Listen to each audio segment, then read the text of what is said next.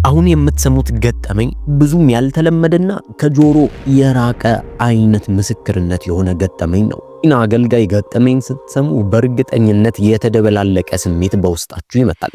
ያሳዝናችኋል፣ ያስደስታችኋል፣ እጅግ በጣም ያስገርማችኋል። ከምንም ጊዜ በላይ ቤተክርስቲያን በዚህ ዘመን ነቅታና በርትታ መስራት እንዳለባትም ያስታውሰናል። እነዚህን ሁለት የምናቀርብላችሁን ገጠመኞች ለመስማት ራሳችሁን ዝግጁ አድርጉ። ቀጥታ ወደ ምስክርነቱ እንገባለን። ታሪኩ የሚጀምረው በለንደን ከተማ ውስጥ ነው። እኔና አብሮኝ የነበረው አንድ አገልጋይ ወደ ተጣራንበት ስፍራ ለመሄድ ወሰንን። ነገር ግን ወደዛ ከመሄዳችን በፊት ለ4 ሰዓታት ያክል አጥብቀን እየተቃወምን እንጸልይ ነበር። በዚህ መካከል ነው በጸሎት መሃል የእግዚአብሔር ድምጽ ወደ እኔ መጣ። በዛ ስፍራ ስደርስ እየተቃወምኩ እንድጸልይ ነገረኝ። አብሮኝ ይሄድ የነበረው አገልጋይ ጊታር በደንብ መጫወት ይችላል። በዛ ስፍራ በጊታር አገልግሎት ነበር የሚያገለግለው። እንዲህ ብዬ ነገርኩት፣ የእግዚአብሔር መንፈስ በማንም ሰው ላይ እጅ እንዳንጭን አዞናል አልኩት። ከዚህ በኋላ ወደ ተጋበዝንበት ስፍራ አመራን። ጥሩ አቀባበል አደረጉልን። ከፊት ባለው መደዳ ላይ አስቀመጡን። የቤተ ክርስቲያኑ መጋቢ የጋበዘን ሰው ወደ መድረክ ሊጋብዘን ነው። እኛ በተቀመጥንበት መደዳውን ቢያንስ 15 መጋቢዎች፣ ፓስተሮች አሉ። ሁሉም በዛ ስፍራ በመገኘታቸው እጅግ በጣም ደስ ብሏቸው ነበር። ከዚህ በኋላ አንድ ተጋባዥ ፓስተር በመድረኩ ላይ ቆሞ እያወራ ሳለ አይኖቼ ወደ አንዷ የኳየር አባል የሆነችው አቀና። ይቺ ልጅ በሚገርም ሁኔታ አንገቷን እየነቀነቀች እያጓራች በሚመስል መልኩ ድምጽ ታወጣ ነበር። ልክ እንደዚህ አይነት ድምጽ፣ ልክ እንደ እባብ አይነት ድምጽ። አንገቷንም ታንቀሳቀስ ነበር። ማንም ሳይጠራት ማንም ሳይጋብዛት ወደ መድረኩ ፊት ለፊት መጣች፣ ልክ እንደ እባብ እያደረጋት። ከዛ በኋላ ቀስ ብላ ጣቶቿን ወደኔ የተቀመጥኩበት ስፍራ ላይ ቀጥታ ወደኔ ቀሰረች። እንዲህም ብላ በሚያስፈራና በሚያረበተበት ድምጽ መናገር ጀመረች። በጉባኤ ውስጥ የሚገኙት ሰዎች በሙሉ በተለይም ከፊት የተደረደሩት ፓስተሮች እጅግ በጣም ደንግጠው ይመለከቱን ነበር። አስተያየቷ ልክ ከኔ ጋር የሆነ ጉዳይ ያላት ይመስላል። የሚንቀጠቀጡ ጣቶቿን ወደኔ የቀሰረች አንተ የተለየ ነህ፣ ላይ ደማ ያለው በደም ተሸፍነሃል እያለች በሚያስደነግጥ መልኩ ታጓራለች። በድንጋጤ አብረውኝ የነበሩት ፓስተሮች ብድግ ብለው ለመገሰጽ ተነሱ። እኔም ከነሱ ጋር ልጸልይ ስል እግዚአብሔር አምላክ የነገረኝ አንድ ነገር ትዝ አለኝ። ማንም ሰው ላይ እጅህን እንዳትጭን ብሎኛል። በዚህ ሰዓት ሁሉም ፓስተሮች ተነስተው እየገሰጿት፣ እኔ ብቻ በዛ ስፍራ ላይ ተረጋግቼ ቁጭ ብያለሁ። በእርግጥ ከውጪ ሆኖ ለሚያይ ሰው የሆነ ችግር ያለብኝ ይመስላለሁ፣ ወይም ደግሞ ልክ እኔ ጉረኛ እንደሆንኩኝ ያስመስለኛል። እውነቱን ለመናገር ሌሎቹ ፓስተሮች ቆሞ ሲጸልዩ ሳይ ትንሽ የማፈር ስሜት ተሰማኝ። ቢያንስ እንደምጸልይ ላስመስል እያልኩኝ በውስጤ ከራሴ ጋር ወያያለሁ። በድጋሚ ያ ድምጽ መጣ። ማንንም ሰው እንዳትነካ፣ እጅህን እንዳትጭን አለኝ። ታዲያ እነዚህ 15 የሚጠጉ ፓስተሮች እየተፈራረቁ እዚያ አጋንንት ላይ ይጮሁና ይገስጹ ነበር። ነገር ግን ምንም ነገር አልሆነም። ያ አጋንንት አሁንም በዚች ሴት ላይ ነው። ከጥቂት ጊዜያት በኋላ መገሰጻቸው እየቀዘቀዘ መጣ። ታዲያ በዚህ ሰዓት በመድረክ ላይ ቆሞ የነበረው ፓስተር በንዴትና በቁጣ በሚመስል መልኩ እኔን ወደ መድረኩ ጋበዘኝ። እኔም ታዘዝኩና እንደተባልኩት ወደ መድረኩ መሄድ ጀመርኩ። ገና ወደ መድረኩ ልወጣ ስል የእግዚአብሔር ድምጽ በድጋሚ ወደ እኔ መጣ። አጋንንቱ ወደ ጥልቁ እንዲመለስ እዘዘው አለኝ። እኔም ወዲያውኑ የቸኮለ ሰው እንደሚያደርገው አድርጌ ይህንን አጋንንት መገሰጽ ጀመርኩኝ። በጌታ በኢየሱስ ስም ማንኛውም የጨለማ የጥልቁ አሰራርና ስራ ወደ ጨለማ ወደ ጥልቁ እንድትመለስ አዛለሁ ብዬ በድፍረት ድምፄን ጮክ አድርጌ ተናገርኩኝ። ከዚህ በኋላ ነው የማልጠብቀውና እጅግ በጣም የሚያስፈራው ነገር የተከሰተው። እውነቴን ነው የምላችሁ፣ በማልጠብቀው ሁኔታ ሙሉ ቤት ውስጥ የነበሩት ሰዎችም አገልጋዮችም ውስጥ አጋንንት መጮና መውደቅ ጀመረ። እኔ በሰዓቱ ግራ ነው የገባኝ። የሆነ ሴራ እየሰሩብኝም መሰለኝ። እንዲሁም አብሮኝ የነበረው አገልጋይ በደንብ ገልጾታል። እንዲህ አለ፣ ሰዎቹ በሙሉ ልክ መገሰጽ ስትጀምር ልክ ከውሃ ውስጥ እንደወጣ አሳ እየተፈራገጡ ነበር ይለኛል። እንደዚህ አይነት በብዛት ሰዎች ከአጋንንት እስራት ነፃ ሲወጡ በህይወት ዘመኔ አይቼ አላውቅም። ይህ ለመጀመሪያ ጊዜ ነው። የሚገርሙ ደግሞ ከፓስተሮች ከአገልጋዮችና ይባስ ብሎ ከዘማሪዎችና ከዝማሬ ቡድን አለቃዎች እንኳን አጋንንት ይወጣ ነበር። ይህ እንዳስደነገጠኝ ሁሉ እጅግ በጣም የሚያሳዝን ነበር። አሁንም ግን አንድ የታዘዝኩትን ትእዛዝ አልረሳውም ነበር፣ ማንንም ሰው እንዳትነካ የሚለው ነው። ነገር ግን ራሱ እግዚአብሔር አምላክ በዚህ ቤት ውስጥ የነበሩትን ሰዎች በሙሉ ነፃ አወጣ። የኔን እጅ መጫንና ድጋፍ አልፈለገም ነበር። ሁላችንም ራሳችንን እውነተኛ አምልኮ እያረግን መሆኑን መፈተሽ ይኖርብናል። በተለይም ደግሞ በምናገለግልበት ቤተክርስቲያን ውስጥና በምናገለግልበት የአገልግሎት ዘርፍ ጭምር ምን ያህል ታማኝና የእግዚአብሔር መንፈስ የእውነት እየሰራ መሆኑን መፈተሽ ይኖርብናል።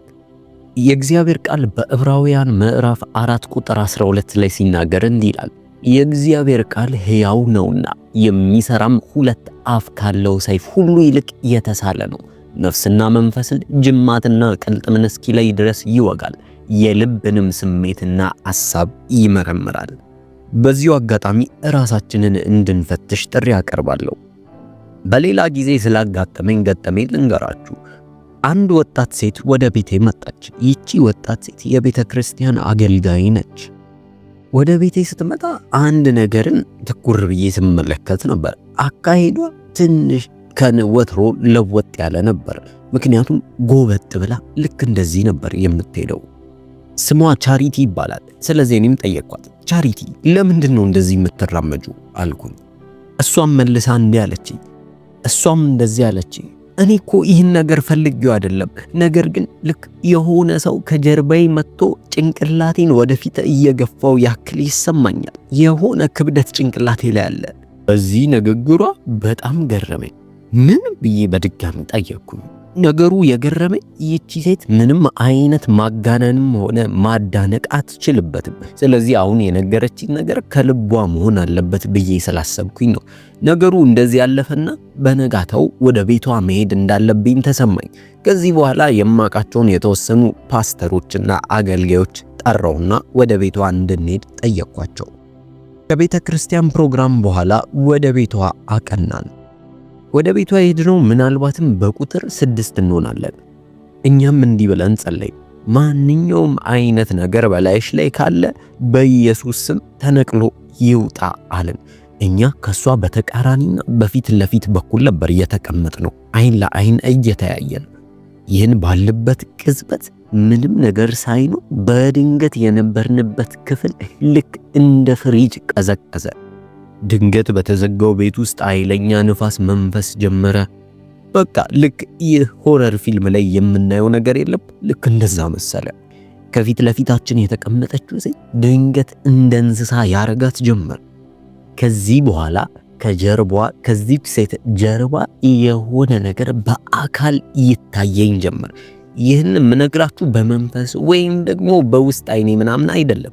ይልቁንስ በአካል አንድ ነገር ከጀርባዋ እንደተቀመጠ አየው። ልገልጽላችሁ ራሱ እችላለሁ። ይህ አካል ጥቁር ነበር፣ ሙሉ በሙሉ ጥቁር። ከራስ ፀጉሩ እስከ እግር ጥፍሩ ድረስ ጨለማ ጥቁር ነው። ደረቶቹ ልክ እንደ ኤሊ ድንጋይ አይነት መልክ አላቸው። አይኖቹ እጅግ በጣም ቀይና የሚዋጉ የሚመስል አይን አለው። ሙሉ በሙሉ ቀይ ነው። ከዚህ በኋላ ውስጤ እንድጠይቀው ገፋፋኝ። ማነህ አንተ ብዬ ጠየቁት። በእርግጥ ከዚህ በፊት እኔ ከአጋንንቶች ጋር ማውራት አልወድም። እንደ ራሴም እምነት ከአጋንንቶች ጋር ማውራት ማለትም ልክ ስትገስጹ ቢወጣ ማውራት አስፈላጊ ተገቢ ነው ብዬ አላምንም። ነገር ግን በዛ ሰዓት ስለተሰማኝ ጠየቁት። አብረውኝ የመጡት 5 ሰዎች ከማጋ እንደማወራ እያዩ ግራ ተጋቡ። ምክንያቱም ለነሱ ምንም ነገር አይታያቸውም ነበር። ነገሩ ለኔ ብቻ ነው የተገለጠው። እሱም መለሰና እኔ የሷ ጠባቂ ነኝ አለ። የዚህ አጋንንቱ አይኖቹ ውስጥ ኃይለኛ የሆነ ክፋት እንዳለ ይሰማኛል። አይኖቹ ውስጥ የሚገርም ኃይል ይወጣል፣ የሆነ የሚስብ አይነት ኃይል፣ ነገር ግን በክፋት እንደተሞላ ያስታውቃል። መልሼም ለምንድነው የምትጎዳት ብዬ ጠየቁኝ። እሱም ድጋሚ ጮክ ብሎ እኔ ጠባቂዋ ነኝ አለ። አጫጫሁ ያስፈራ ነበር። እኔም ጮክ ብዬ በኢየሱስ ስም ውጣ ብዬ ገሰስኩት። በቤት ውስጥ ይሰማን የነበረው ነፋስ በአንድ ጊዜ ጸጥ አለ። ሰውነቷ መቋቋም አልቻለም ነበር። እግሮቿ ተንቀጥቅጠው ወደ መሬት ወደቀች። ልፍስፍስ ብላ ነበር። ወዲያውኑ ከወደቀችበት ጥቂት ቆይተን አስነሳናት። ቀጥ ብላ ቆመች። ተነስታም በድንጋጤ ምንድነው የሆንኩት አለች። ታውቃላችሁ፣ ለዚህ ጥያቄዋ ምላሽ ከየት አምጥቼ እንደመለስኩኝ አላውቅም። ምንም የማውቀው ነገር የለም። አሁን ድረስ ብትጠይቁኝ እንኳን ይህንን ምላሽ ከየት አመጣ ብትሉኝ የማውቀው ነገር የለም። ነገር ግን በሰዓቱ ላይ እንዲህ ይመለስኩላት። እናትሽ በዚምባብዌ ውስጥ የሚገኝ ወደ አንድ ጠንቋይ ሄዳ ነበር። ወደዚህም ጠንቋይ ሄዳ አንድ የሚጠብቅሽን እንዲልክልሽ አዛው ነበር። ነገር ግን የላከችልሽ ጠባቂ ከእግዚአብሔር ሳይሆን አጋንንታዊ ነበር። እሷ ግን በሆነ ምክንያት ልጠብቅሽ ስለፈለገች ነው። እሷም መለሰችና እናቴ እኮ እንደዚህ አይነት ነገር አታረግም፣ ለብዙ ዓመታት ክርስቲያን ሆና ቆይታለች አለችኝ። እኔም እዛው ጋር ደውይላት አልኩኝ። ደወለችላት። ወዲያውኑ እናቷ አነሳች። ከዚህ በኋላ እንዲህ አለቻት፣ እናቴ አንድ ነብይ አብሮኝ አለ። የነብይ ዚምባብዌ ሀገር ውስጥ የሚገኝ አንድ ጠንቋይ ጋር ሄደሽ ጠባቂ እንድትልኪልኝ እንዳረግሽ ነግሮኛል። እናቷም እየደነገጠች መለሰች፣ ልጄ አማቾችሽ ሊገሉሽና ሊያስረግሙሽ እንደሚፈልጉ ነግረውኝ ነበር። ለዛ ነው አንድ አዋቂ ጋር ሄጄ ይህ አዋቂ ጠባቂ እንዲልክልሽ ያደረኩት። ከዛ በኋላ ይህ አዋቂ የፀጉርሽን ዘለላ እንዳመጣለት ጠየቀኝ። እኔም ይዤለት ሄድኩ። ጠባቂም እንደተላከ ነገሩኝ። እኔም ወዲያው ገባኝ ነገሩ ልክ የጠባቂ ሲላክ ነው ራዩዋ ላይ ማጎንበጥ የጀመረችው ዝቅ ያለችው። ይኸውላችሁ እውነቱን ነው የምነግራችሁ።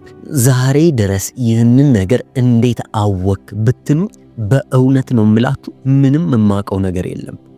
እንደ ቀደሙ እንኳን በድፍረት ድምጽ ሰምቼ ነው ማለት አልችልም፣ ምክንያቱም አልሰማሁም። የሚገርማችሁ ያ ያወራ የነበረው አጋንንት እንኳን ልክ የዚምባብዌዎችን አይነት ቅላጼ ነበረው። ነገሩን ደግሜ ሳስበው እጅግ በጣም ይገርመኛል። ልክ የአፍሪካኖችን አይነት ድምጽ አለው። እንግዲህ አጋንንቶች ከዚምባብዌ ወደ እንግሊዝ ወደ ለንደን መምጣት ይችላሉ ማለት ነው። ሁላችንም ግን ነቅተን የእግዚአብሔርን ሥራ በእውነትና በመንፈስ ልንሰራ ይገባል። እግዚአብሔር አምላክ ብዙ ሥራዎችን አሳልፎ ለልጆቹ ሰጥቷል። ታዲያ እነዚህን ሥራዎች የማስፈጸም ኃላፊነት ያለብን እኛ ልጆቹ ነን። ይህ ምስክርነት የሚያስገርም ምስክርነት እንደሚሆንላችሁ አንጠራጠርም። እንደዚህ አይነት ተመሳሳይ ምስክርነት ካላችሁና መመስከር የምትፈልጉ ከሆነ በስልክ መስመራችን ደውሉልን። የተሰማችሁን በኮሜንት ሴክሽን ላይ ጻፉልን። እናመሰግናለን።